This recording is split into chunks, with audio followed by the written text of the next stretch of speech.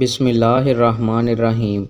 رسول اللہ صلی اللہ علیہ وآلہ وسلم نے ارشاد فرمایا، ہر پیدا ہونے والا بچہ فطرت اسلام پر پیدا کیا جاتا ہے، پس اس کے والدین اسے یہودی بنا دیتے ہیں یا اسے نصرانی بنا دیتے ہیں یا اسے مجوسی بنا دیتے ہیں۔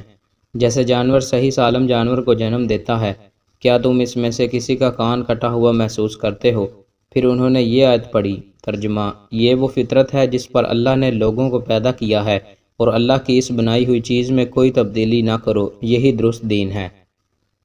رسول اللہ صلی اللہ علیہ وآلہ وسلم نے ارشاد فرمایا، اللہ نے اولاد آدم پر اس کے زنا کا حصہ لکھ دیا ہے جسے وہ ضرور پا کر رہے گا۔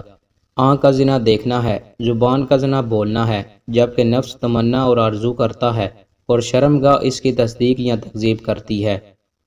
حضرت علی رضی اللہ تعالیٰ عنہ بیان کرتے ہیں، رسول اللہ صلی اللہ علیہ وآلہ وسلم نے ارشاد فرمایا، تم میں سے ہر ایک کی جہنم میں اور جنت میں جگہ لکھ دی گئی ہے۔ انہوں نے عرض کیا، اللہ کے رسول، کیا ہم پھر اپنے نوشتہ تقدیر پر بھروسہ کر لیں اور عمل کرنا چھوڑ دیں؟ رسول اللہ صلی اللہ علیہ وآلہ وسلم نے ارشاد فرمایا، عمل کرتے رہو، ہر ایک کو جس کے لیے اسے پیدا کیا گیا ہے میسر کر دیا جاتا ہے۔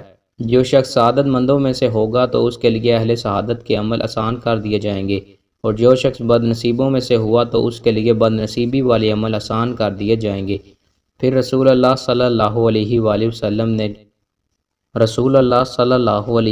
وسلم نے ارشاد فرمایا، تین چیزیں حقیقت میں بھی حقیقت ہیں اور مزاح میں بھی حقیقت ہیں: نکاح، طلاق اور رجوع۔